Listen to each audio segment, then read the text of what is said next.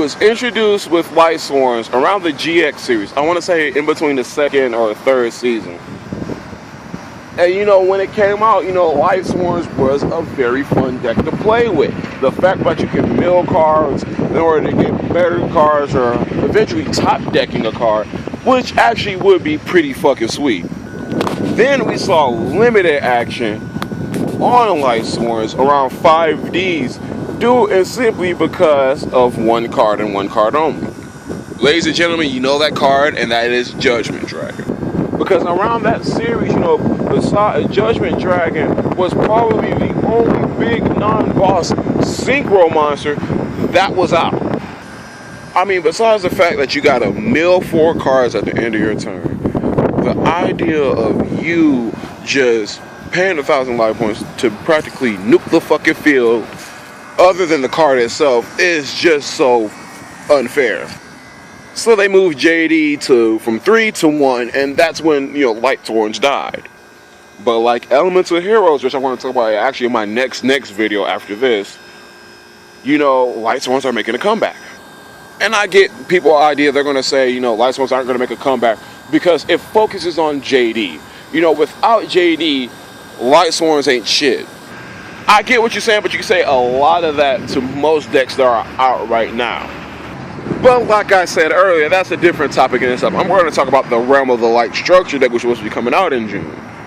The Realm of the Light Structure deck, like the Hero Structure deck, which we're going to get in June, and the Hero Structure deck in July, which I'm going to talk about later, like I stated earlier, is bringing support to Lightsworns, and hopefully is going to make them a playable top tier deck again.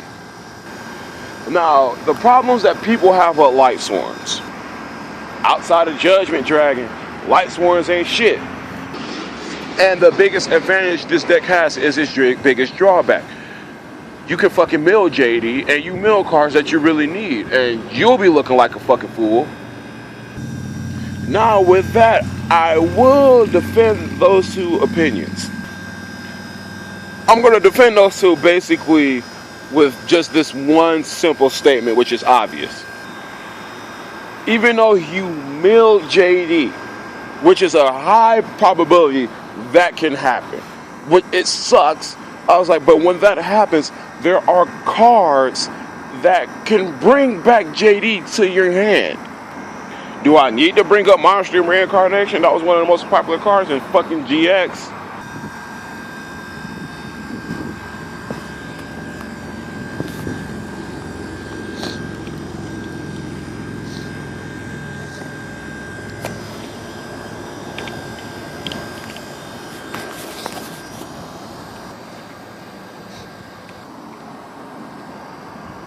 And there's Herald of Creation, a monster with 1800 attack, 4-star. You can discard any card from your hand to the graveyard, then target one level 7 or higher monster that's in your graveyard, add it to your hand.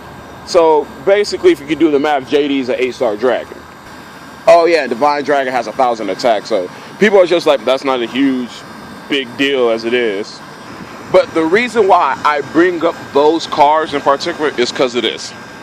They fucking help you bring out the Judgment Dragon. Let's just say you have 3 cards in your graveyard. No, let's just say you have 3 Lightsworns with a different name, including JD, in your graveyard. You just draw Divine Dragon, Apocalypse, or Herald of Creations. You normal summon both of them. You normal summon one of them fuckers. You target one level 7 or higher, or discard a card, and target a monster in the graveyard, add it to your hand. Preferably JD is what we're talking about. So you can dump a Lightsworn, that'll be number 4. You can special summon JD and nuke the fucking field before they Phoenix chain you, if they do have that down or not. Now, the other statement I stated earlier was if the deck revolves around JD, which I partially agree with. But I put emphasis on this, but there are cards that change the complexion of Lightsworns. Michael the Lightsworn Lord. Now, this is a very great synchro. I mean, it has 2600 attack. It's a level 7 synchro. You mill 3 decks from your hand, from the graveyard at the end of your turn, blah, blah, blah. The same Lightsworn shit, but it brings a twist to it. One of the twists is that you can target one card on the field, any card. Monster, spell, trap, and banish it. They can't do nothing about it unless they finish chain it, like I stated earlier. But still, you have a 2600 beater who basically has the same effect of a Chaos Source or BLS Envoy. It's a good fucking thing, and it has 2600 attack. You can't go wrong with it.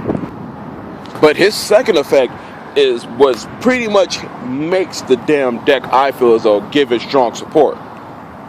When it gets sent to the graveyard, you can target any number amount of monsters that's in your graveyard Lightsworn, which is like either more or less than the levels. I forgot what the hell it is.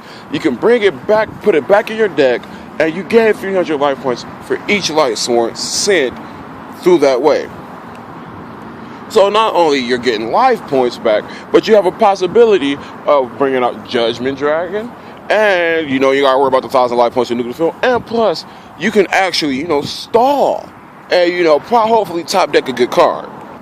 And then there's Raiden, who I think we're not gonna get in the TCG, but I hope we get some, because Raiden is actually a good card.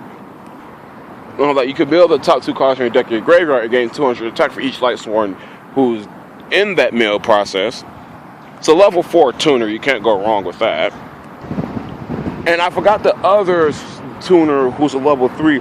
She's actually good because she sent 2 cards from your deck to your graveyard, but her effect is pretty good. Like the tuners for this deck is fucking sweet.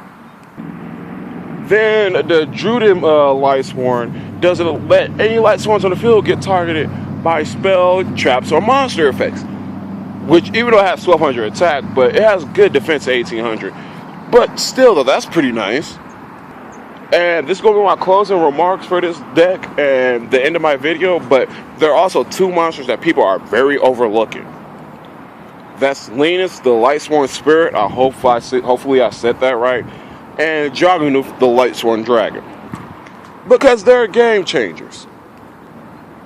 Because those cards gain 300 attack for each Lightsworn with a different name in your graveyard.